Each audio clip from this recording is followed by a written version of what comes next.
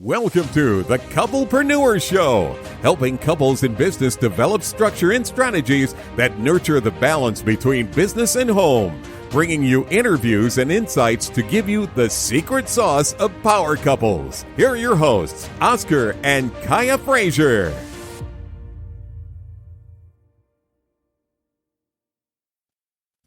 Entrepreneurs, couple-preneurs, people thinking about getting into business, aspiring entrepreneurs. If any of these things sound remotely like you, this show is absolutely for you.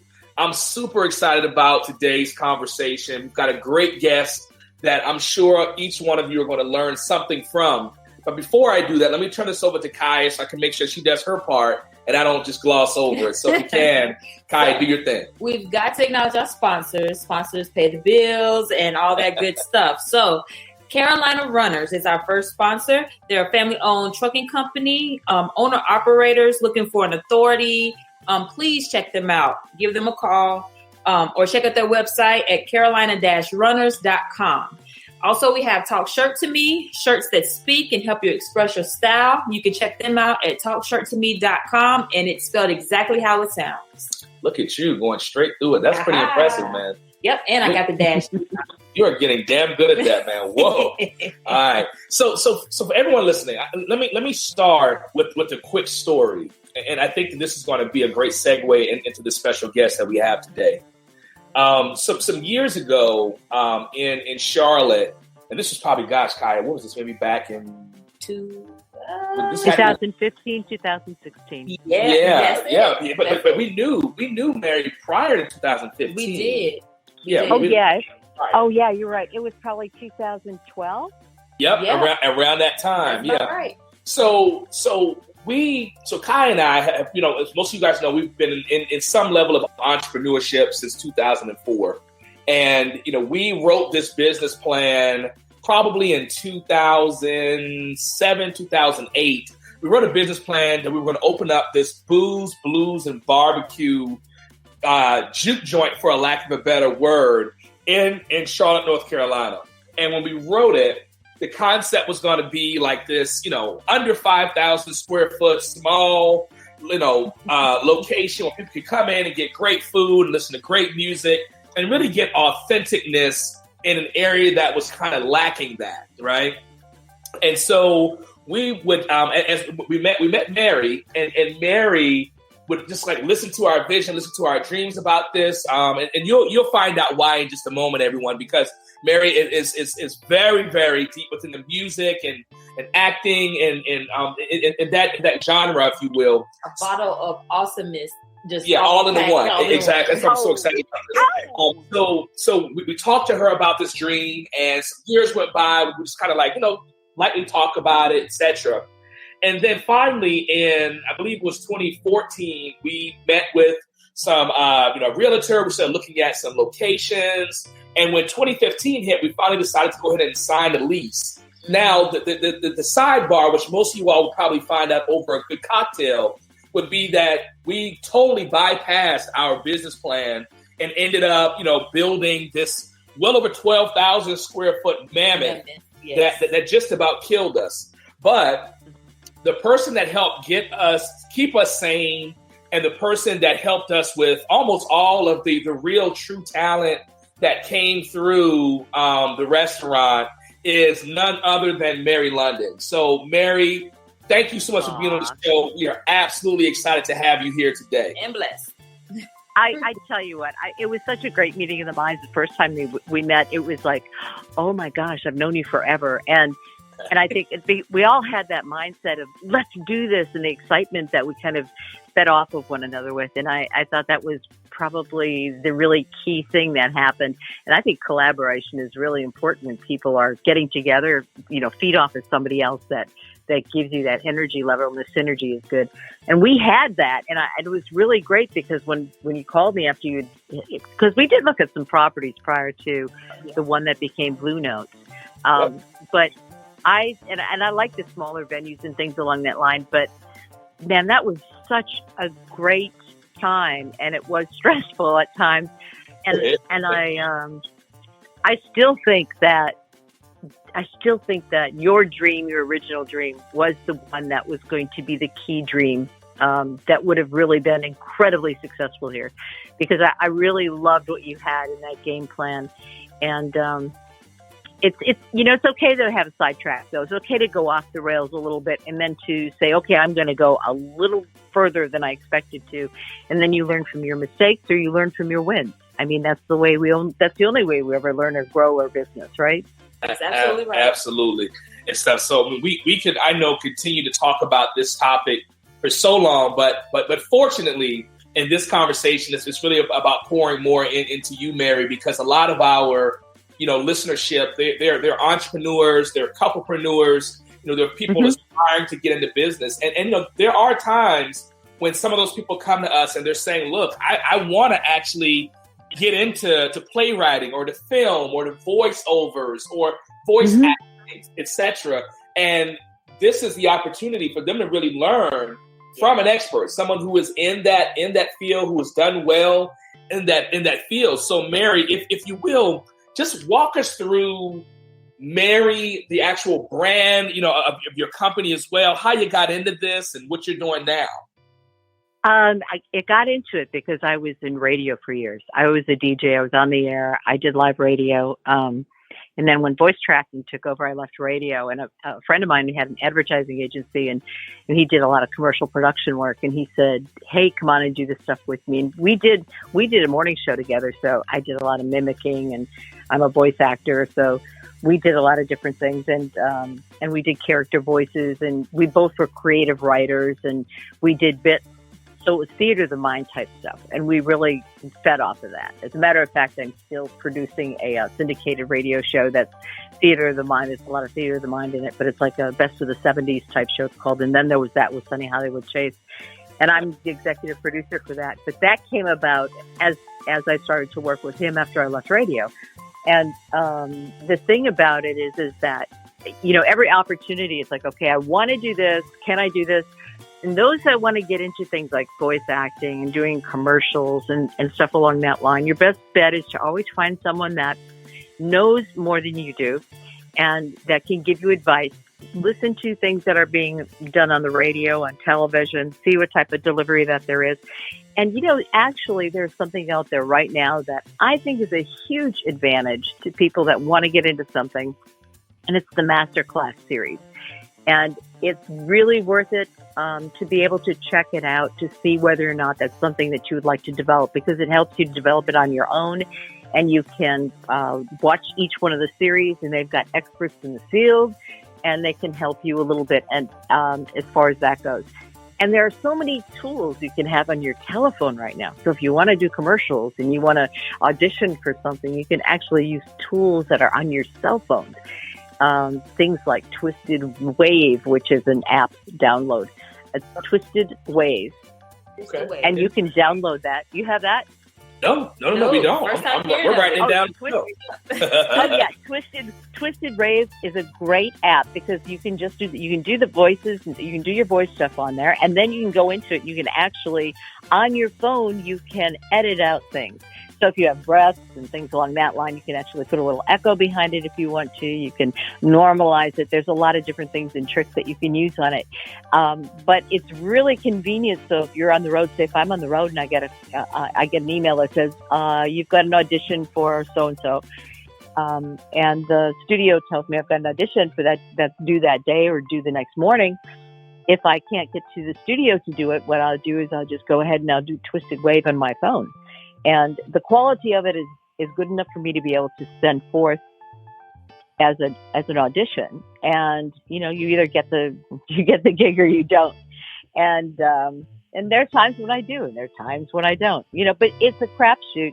And here's the thing. You've got to understand, if you're an entrepreneur, it's like sitting at that dartboard and you're throwing darts and you're throwing darts and you're throwing darts. Well, when you first start throwing darts, you're not going to be very good.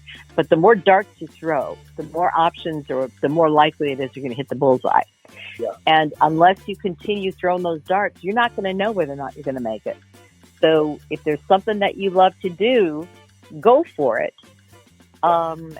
It may not support you right now, but it might in the future. But never forget the fact that dream is there. follow it. Yep. Totally dig that. Totally dig it. Yep. Mary, being kind of like a connoisseur of so many different skills, voice acting, playwriting, writing, everything that you do and do so well, how do you determine what direction you're going to go in? Have you ever had a situation where you were going down one lane and then you realize, ooh, I think I might want to do this, and had to change course?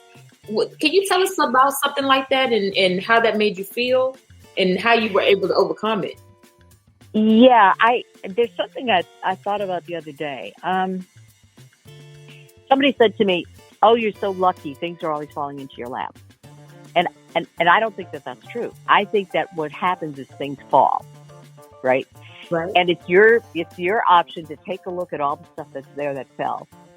You pick it all up, put it in your lap, look at it, and then move forward with it. So sometimes things that you have that have worked for you are going to be things you can build from, and sometimes they aren't. Sometimes it's like, I've got to start from scratch because I've broken everything. It fell, it broke, I've got to fix it, I've got to start. What do I do now? And I guess we all go into panic mode sometimes, I think, because the stress load can be pretty heavy. When you're an entrepreneur, I have to say that the hardest thing is because you have to rely totally on yourself.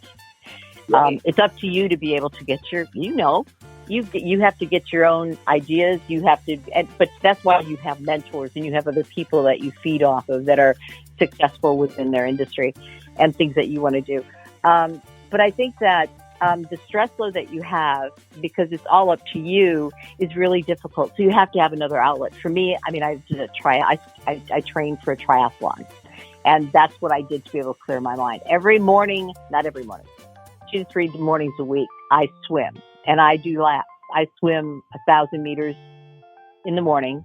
I get up early and I go out and I hit the pool and I swim, because that's like a Zen time for me, and it helps clear my brain. And that's when I can, if there are things, I can't work it out when I'm in the pool. Some people like run and they work it out while they're running. I can't when I'm in the pool because it's a total breathing thing. So right. I'm not doing anything except focusing on the breath. So I think that when I get out, I can look at it more clearly and decide what's good, what's bad, and otherwise. We're going to have a lot of pitfalls. We're going to run up against those, but the key is not to let it break you down. And that's hard. It's hard, but you've got to figure out a way that works for you without drinking excessively. Yeah. A little bit, yeah. But there are ways of being able to work around it. And there's sometimes I have a lot of different ways of, I've got a tools gym, so I can work out on that if I need to. I paint. So as an artist, I can get out a lot of the stuff there because I have a lot of different things that I work on the right side of my brain. So I'm in that creative mode all the time. And I also throw on music because sometimes that just helps me work through whatever it is. It's amazing if there's certain music that you have that kind of jumpstarts your brain again, or at least washes it out, so that you don't have, you can get rid of the crap. But there's going to be, and I've had my share of defeats. I've lost some really good clients. Last year, as everybody knows, was really difficult because my best clients who loved me had to drop out because we were all hurt by the pandemic. Right. Yeah. And they still haven't come back in full force, but they've come back, and it's like, hey, you're part of our team. You're part of our team. We love you. Don't let us go. And I love that part of it. And I'll do anything for my clients, anything I can for my clients to make them successful. But it's also, it's a scary ride. It's a scary ride because I don't have a guaranteed salary from somebody that the powers that be that writes out a check for me every month or every week. Totally can relate. Yeah. As can a lot of the listeners. Yeah. So I'm sorry, go ahead. No, go ahead. I was actually going to switch gears here and ask a question. And this one came out of your bio. So before I go into that, was there a finishing statement you were going to have there? No, we're good. Okay. So this drew my attention here, and so you talked about being on the syndicated radio shows and the things that you're doing now, but this sentence here: her ease with words led her to express her innermost thoughts after the death of her husband Michael.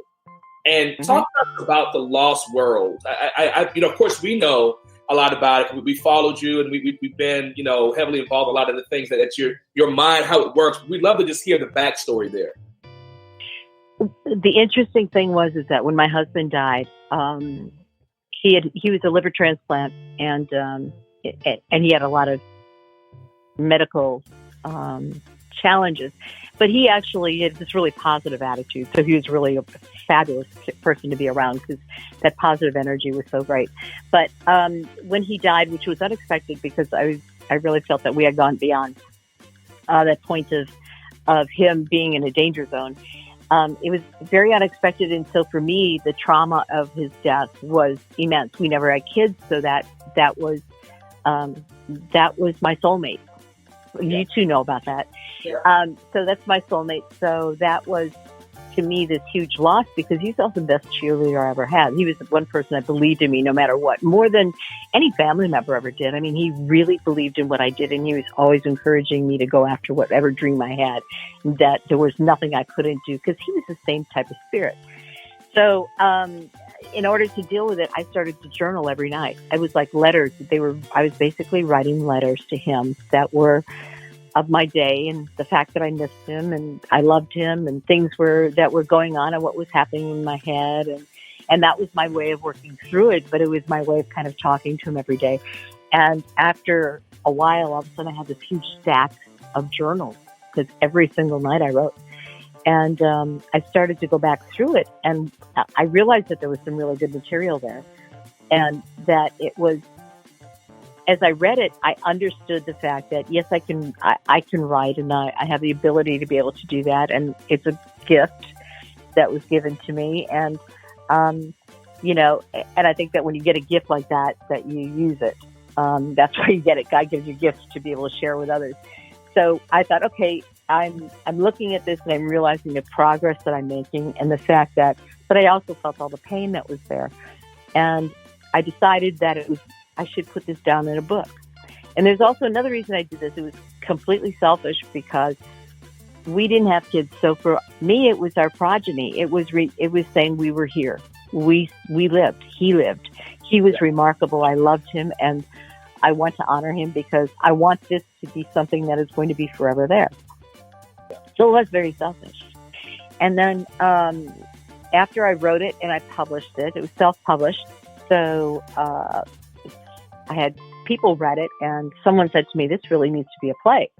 This would make a great play because there's a prelude to it where it talks about the story of us and him in the last day. And then after that, you get all these journal entries, and that's where the Lost World monologues come from.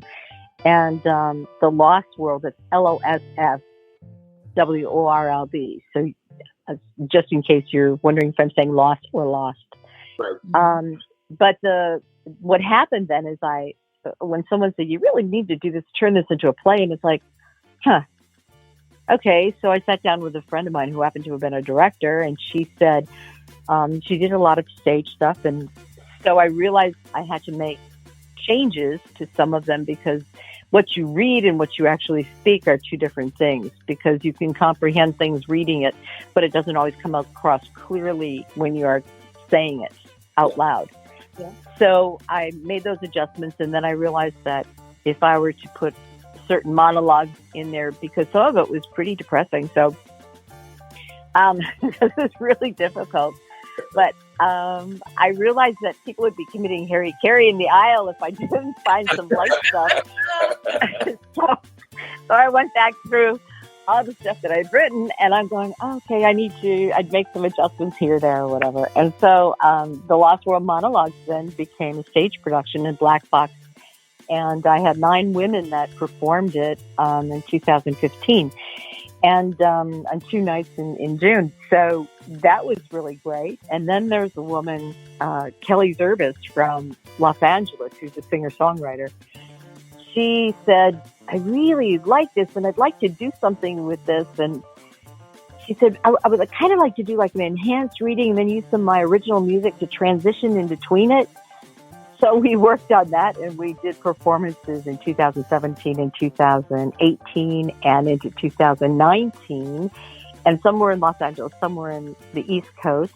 And so that, and some of them were even things like support groups that were in situations where people had lost family members and things along that line, that they actually asked for those performances to be held there, which was, I thought, a really good way to do it. But anyway, so that was the iteration. That was another iteration from the book. And then with the shutdown of 2020, the world coming to a close, right, I'm sitting around going, okay, what am I going to do now? I need to do something. I'm thinking, I think that there's so many people that have lost family members during this whole year, and they've lost people that they love. And I know that it's important to be able to have a place to go to, because it's that shared experience and understanding that you're not the Lone Ranger that was so important. So I thought, well, there was the North Carolina Arts Council had some grants. They're micro grants. They weren't huge, but they were micro grants, and they were available. And I said, So I applied for micro grants, and I've got a real good friend. I love her to death. Her name is Maria Howell. She's an actor. She's a singer.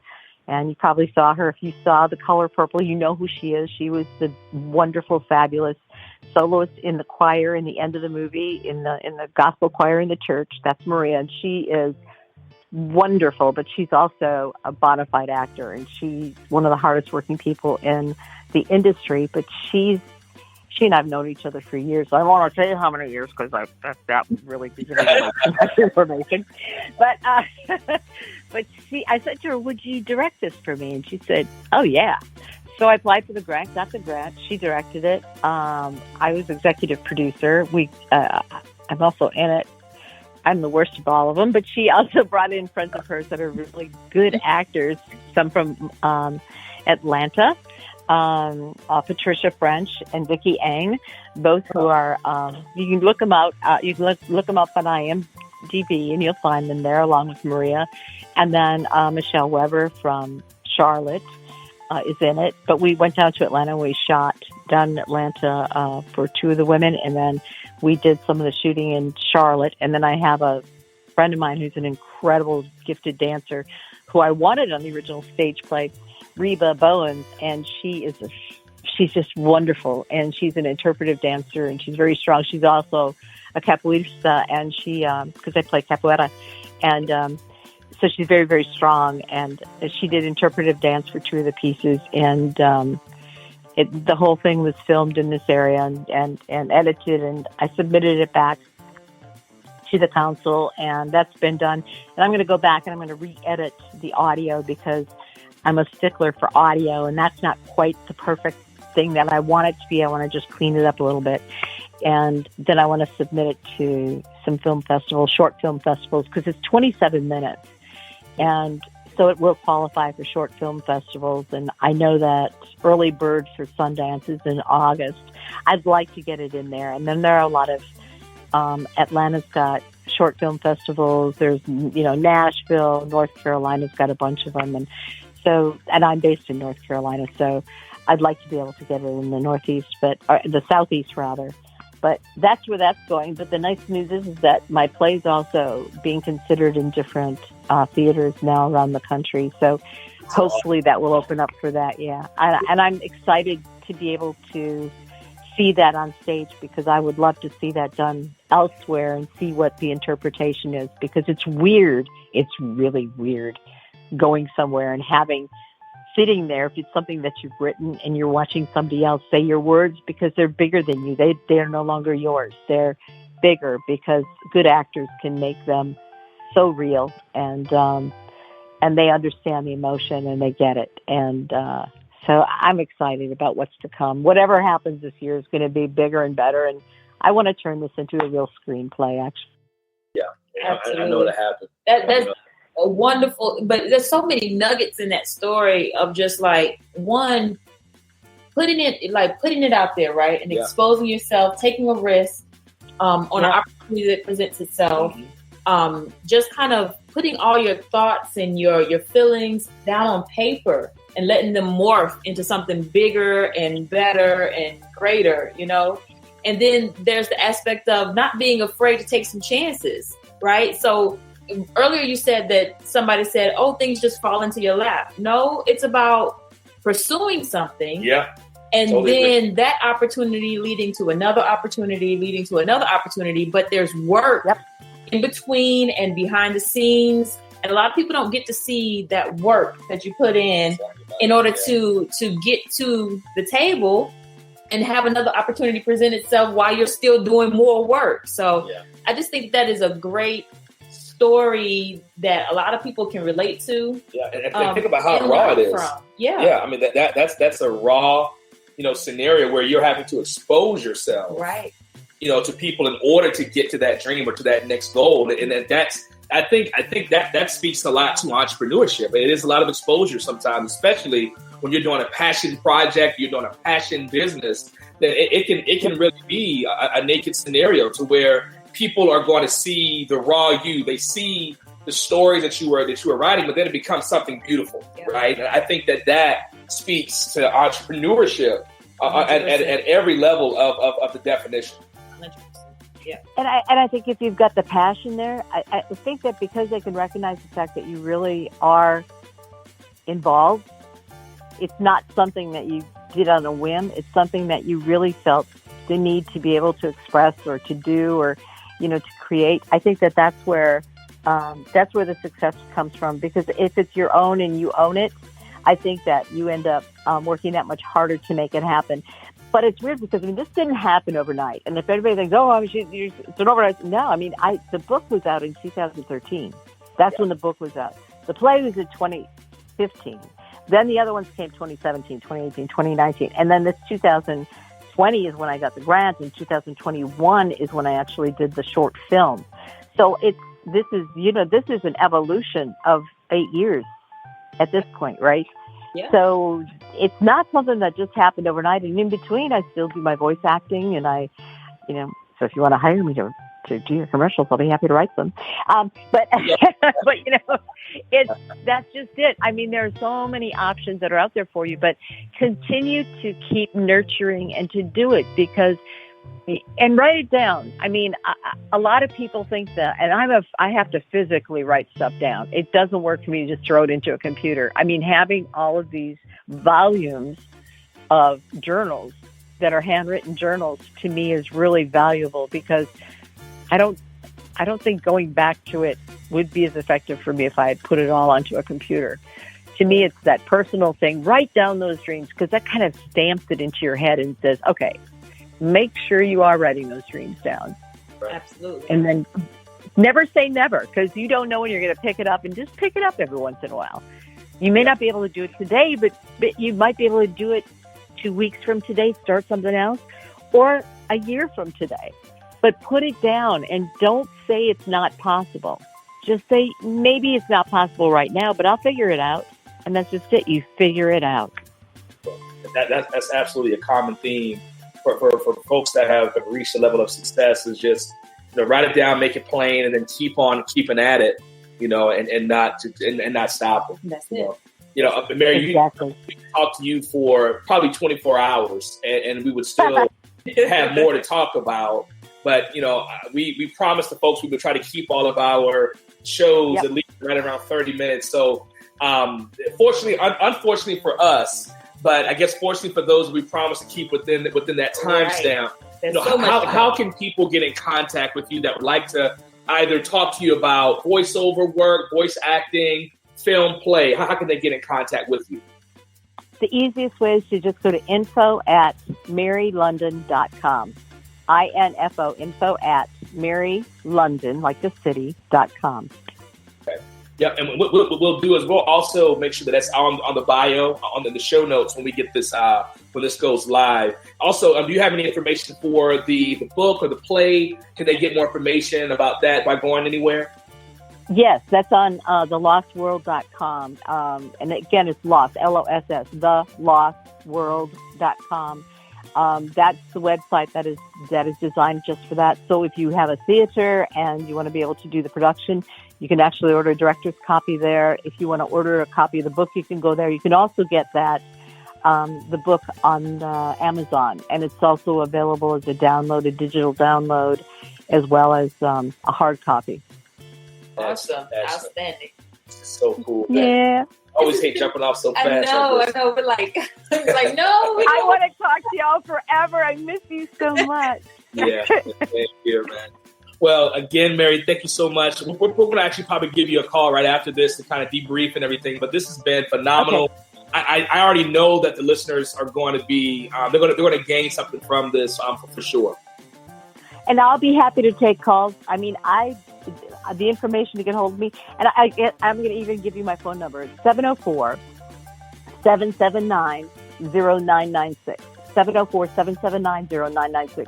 If you feel that you want to talk to me because you have questions, I don't have a problem with that whatsoever, because I think that if we have any knowledge that we can share with someone that wants to have that is ready to launch, or that is thinking about it, or that has that excitement, I'm not going to douse your flames. Give me a call, and I'll be happy to talk to you. If there's something I can help you with, I'll be happy to help you. Thank you so much for that. Yes. I encourage the listeners to take advantage of that.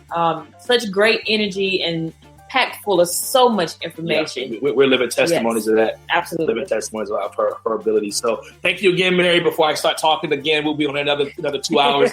Thank you. We'll be talking. We'll give you a buzz right after this anyway to kind of chat it up with you a little bit more. Sounds good. Thanks, Oscar and Kaya. All right. Thank you. Cheers. Bye-bye. Bye. You've been listening to the Couple-preneurs Show. To learn more about the resources mentioned on today's show or listen to past episodes, visit www.kothoughtleaders.com.